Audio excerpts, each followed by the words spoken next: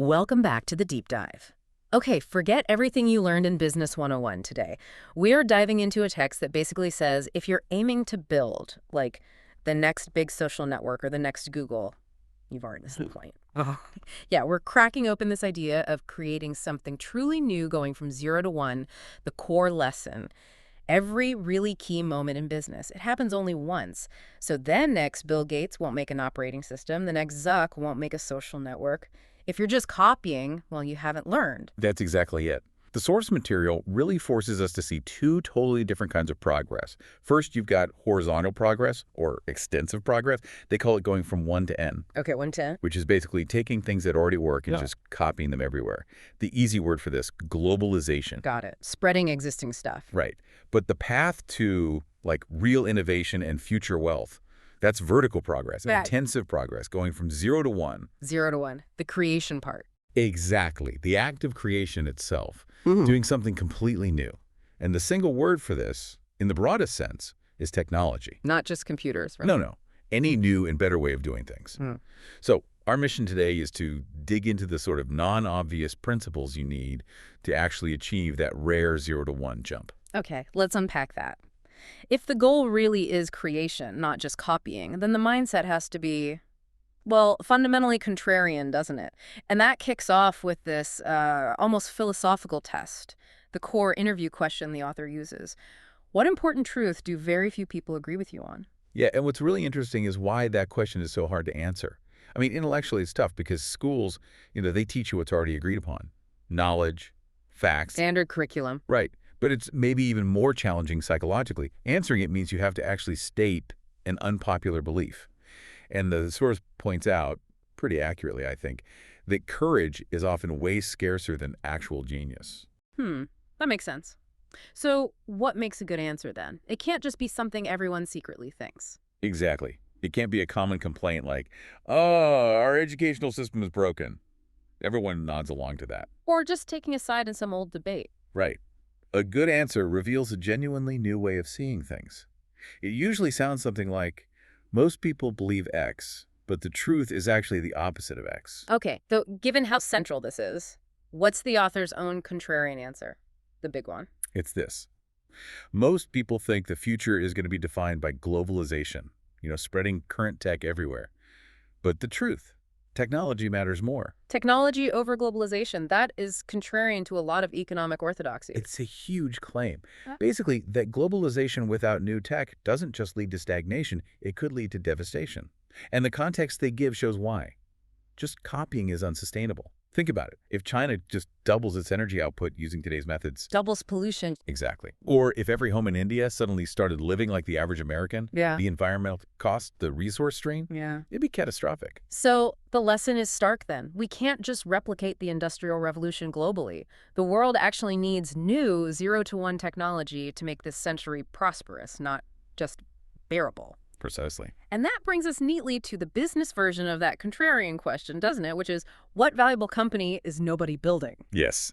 And this question immediately forces you to confront this huge difference between creating value for society and actually capturing that value as a business. Take the U.S. airline industry. They create massive value, right? Hundreds of billions moving people, goods. Yes, essential service. Absolutely essential. Yet a few years back, their average profit per passenger trip was, wait for it, 37 cents? 37 cents? That- Seriously? That's, wow, razor thin. Brutal. Now, compare that to Google.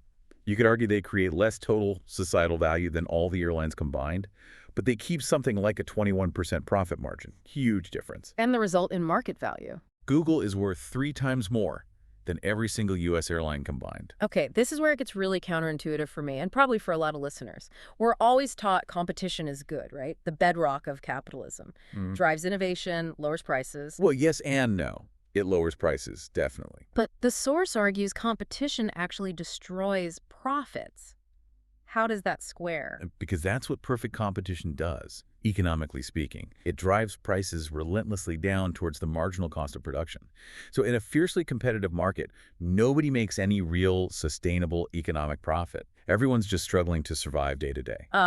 Okay, so the profit gets competed away. Exactly. Which leads to this core, very contrarian insight. Capitalism and competition are actually opposites. Opposites. From the perspective of profit, yes, Yeah. competition eats profit. The only way to capture sustained profits is to escape that competition, to build Uh-huh. a monopoly. A monopoly, which has all sorts of negative connotations, obviously. Right.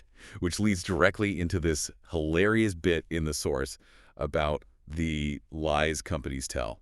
It's brilliant. Yeah, oh yeah, tell us about that. Okay, so you've got the actual monopolist like Google. What do? They bend over backwards to conceal their monopoly. They'll frame themselves as just a tiny little player in the enormous global advertising market. Right. We're just an ad company competing with newspapers, TV, billboards. Exactly. Exaggerating all this supposed competition to avoid regulatory heat and public scrutiny. Okay, so that's the monopolist's lie. What's the other side? The non-monopolists, Yeah. the companies stuck in fierce competition, they tell the opposite lie.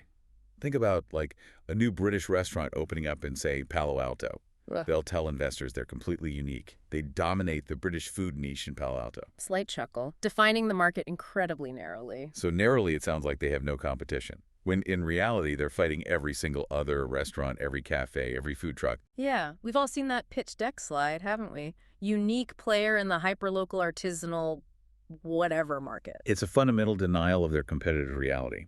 So the big takeaway for any entrepreneur riffing on Tolstoy is this. All happy companies are different. Each one earns a monopoly by solving a unique problem. All failed companies are the same. They failed to escape competition. Wow. Okay, so escaping competition is crucial. But let's say you manage that. You find your unique niche, your 0 to 1 idea. That's not the end, is it? You have to make it last. The focus shifts from just growth to durability, endurance. Absolutely. Endurance is key. A truly great business has to last. Why? Because its value today isn't just about this quarter's results. It's the total sum of all the money it's expected to make in the future, all those future cash flows. Ah, the net present value of future profit? Exactly. That's why, remember when Twitter went public? It was losing money. Yet it was valued 12 times higher than the very profitable New York Times. Right, that seemed crazy at the time. But investors weren't looking at current profits. They were betting that Twitter could build an enduring monopoly and generate huge profits for decades. Whereas, rightly or wrongly, they saw the newspaper's monopoly days as being kind of over. Okay, so what gives a company that monopoly staying power? The sources lay out 4 key traits, right? Often in combination. Yep, 4 main things to look for. First, and maybe most important, proprietary technology. Your unique secret sauce. Well, here's the kicker. It can't just be a little bit better. It needs to be at least 10 times better than the closest alternative. 10 times. Why so specific? Because anything less, say 2x or 3x better, just invites direct competition. People see you have something good and try to copy or improve it slightly. A 10x improvement gives you breathing room. It's a clear, decisive advantage. Like PayPal being genuinely 10 times faster and easier than mailing a check back in the day. Exactly. Or Amazon initially offering literally 10 times more books than any physical bookstore could possibly stock.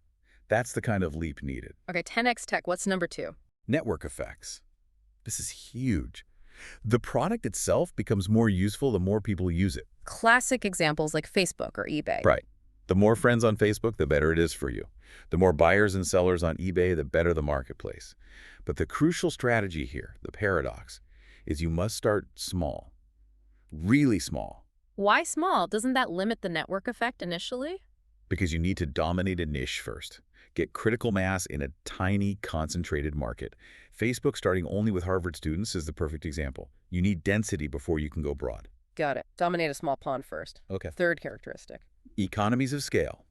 Pretty straightforward business concept, but supercharged for monopolies. Basically, the business gets stronger and more cost-effective as it gets bigger. Especially true for software, right? Massively true for software. High fixed costs to build it initially, but the marginal cost of adding one more user is close to 0. So your cost per user plummets as you grow, reinforcing the monopoly. Makes sense. And the last one. Branding. A powerful brand can feel like a monopoly in itself. Think Apple. Apple's the prime example. But the key point is, the brand isn't magic. It has to be built on substance. Apple's brand works because it's backed by genuinely superior proprietary tech, massive economies of scale, and strong network effects within its ecosystem. The brand amplifies the underlying monopoly characteristics. So putting it all together, the strategy becomes crystal clear. Start small and monopolize. You have to ditch Look. that whole, if we just get 1% of this $100 billion market, fantasy thinking. Absolutely. That's usually a sign you haven't defined your market properly. The ideal target is a small group of specific people, really concentrated, who aren't being served well or at all. Find your initial tribe. Yes. And then once you dominate that niche, you scale outwards deliberately. Amazon is the textbook case again. Started with books. A simple category, easy to ship, lots of items, dominated it. They moved carefully to adjacent categories, CDs, videos, electronics, expanding step by step. Until it became the everything store. Exactly. It wasn't random sprawl. It was planned monopoly expansion. The ultimate goal isn't just to be the first mover, it's to be the last mover. Last mover, meaning And you make the final, decisive development in a specific market, creating a monopoly that lasts for decades. Think Google and search. Others came before, but they were the last mover. Okay, that makes sense. It's about building something enduring, not just being first. Now, let's pivot slightly. We've talked strategy. But what about the mindset needed for all this 0 to 1 stuff? The sources talk about different ways people view the future, contracting definite optimism with something else. Right. Definite optimism is the belief that the future will be better, but only if you actively plan and work to make it so. Think big, ambitious projects with clear goals and multi-year plans, like the Apollo program. Getting to the moon wasn't an accident, Yeah. or building the Golden Gate Bridge. Okay, definite plans for a better future. What's the contrast? Indefinite optimism. This veer, which the source argues has kind of dominated Western thinking for a few decades now, also believes the future will be better. But it sees progress as sort of random, driven by market forces, luck, incremental changes. So there's no point in making grand, specific plans for the future. How does that play out practically? Well, you focus on process over substance, like maybe diversifying your career options on your resume, rather than mastering one specific thing, or in business, the lean startup methodology. Wait, hang on. Lean startup feels very planned, very methodological. You iterate, you pivot based on data. How is that indefinite? It's a subtle but crucial distinction. Lean is about planning the process of iteration, yes, but it often lacks a definite vision for the final product or the future state you're trying to create. So it's optimizing locally. Exactly. Iteration is great for finding a local maximum, maybe making a slightly better mousetrap. Yeah. But for true 0 to 1 creation, the argument goes you need intelligent design. You need a definite vision. A startup, they argue, is maybe the biggest thing you can have definite mastery over. It's your chance to reject the sort of tyranny of randomness and actually build a specific planned future. That focus on a definite vision leads us to the final, really key ingredient, doesn't it? The idea of secrets. A great company, according to this, has to be built around something important that most people don't know or don't believe. Precisely. A secret is just another way of framing that contrarian truth we started with. What important truth do very few people agree with you on? That truth is the secret your company is based on. And there are different kinds of secrets. Yeah, the source breaks them down into two types. First, there are secrets of nature. These are undiscovered truths about the physical world. Think, breakthroughs in physics or biology. Hard science secrets. Okay, secrets hidden in the world itself. Right. But then there are secrets about people. These are things people don't know about themselves or things they actively try to hide or deny. Like what? Can you give an example? Sure. Well, the true nature of competition versus monopoly that we just discussed that could be seen as a secret about how business really works, hidden by those lies companies tell. Or maybe it's an overlooked human need, or an irrational behavior, or an entire field people dismiss, like, say, certain aspects of nutrition, or maybe untapped potential in unconventional energy sources, things hidden in human psychology or society. So finding one of these secrets, either about nature or about people, is the foundation for a 0 to 1 company. It has to be. And the company itself becomes the vehicle for that secret. You can't build a world-changing company based on something everyone already knows. And you can't do it alone in your garage, telling nobody. So the company is the middle ground. It's the golden mean, as they put it.